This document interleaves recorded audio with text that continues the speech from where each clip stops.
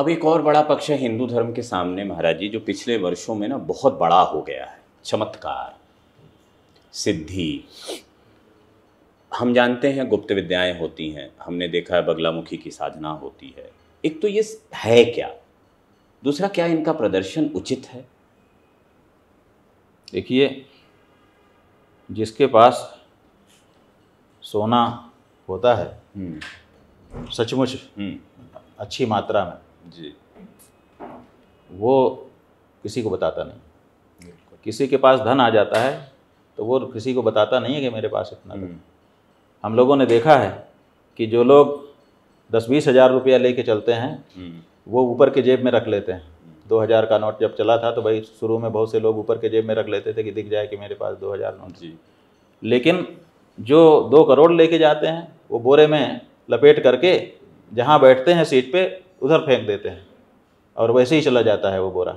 दूर से नज़र रखते हैं, पास भी नहीं जाते हैं। इसका मतलब है कि जहाँ लक्ष्मी होती है उसको छिपाया जाता है, उसको दिखाया नहीं जाता है। जिसके पास नाम मात्र की लक्ष्मी है वही दिखाता है। उसी तरह से जिसके पास ऐसी ऊंची सिद्धियां आ जाएंगी वो उनका प्रदर्शन करेगा। जब सिद्धि ही आपके पास है तो फिर प्रदर्शन करने की ज़रूरत क्या है? आप सिद्धि से ही अपना काम बना लीजिए। जो सिद्धि है उसको अगर प्रदर्शित किया जा रहा है, इसका मतलब है कि प्रदर्शन से काम बनेगा, सिद्धि से काम नहीं बनेगा। सिद्धि होती क्या है? सिद्धि जो है वो देवताओं का आशीर्वाद है। जब हम अपने जीवन में पवित्रता लाते हैं जी, जितना हमारा जीवन पवित्र होता चला जाएगा उतनी ही ज़्यादा दैवी शक्तियाँ हमारे संपर्क में आने लग जाएंगी। तो ये प्राप्त नहीं की जाती है। ये जितना ज़्यादा हम अपने तन मन और विचार मस्तिष्क मन को पवित्र बनाएंगे, दैवी शक्तियाँ भी आसपास घूम रही हैं, आसुरी शक्तियाँ भी आसपास घूम रही हैं। तो हमारा जैसा मन होगा वैसा प्रभाव उन शक्तियों का हमारे ऊपर पड़ने लगता है। तो जो देवताओं की शक्ति है उसमें ज़्यादा ताकत है, हमसे अधिक कई गुना ताकत है। तो वो जब हम दैवी प्रकृति वाले हो जाएंगे, शुद्ध अंतःकरण वाले हो जाएंगे तो अपने आप हमारे अंदर आने लग जाएगी। उसके लिए हमको कोई प्रयास नहीं करना पड़ता।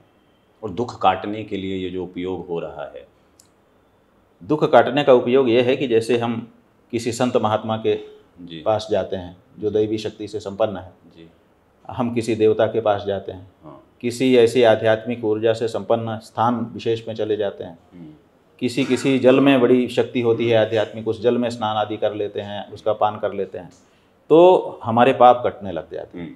तो जब हमारे पाप कटते हैं तो हमको अच्छा लगता है। जैसे हमारे शरीर में फोड़ा हो जाए, जब वो सूखने लगता है तो हमको अच्छा लगने लगता है, जब वो गलने लगता है तो हमको दिक्कत होने लगती है। उसी तरह से हमारे पाप जैसे जैसे कटते हैं वैसे हमको अच्छा लगता है और हमारे अनुकूलता भी मिलने लग जाती है। तो पवित्र स्थानों में जाने से ये पाप नष्ट होते हैं और उसी के परिणाम स्वरूप हमको अच्छा लगने लग जाता है।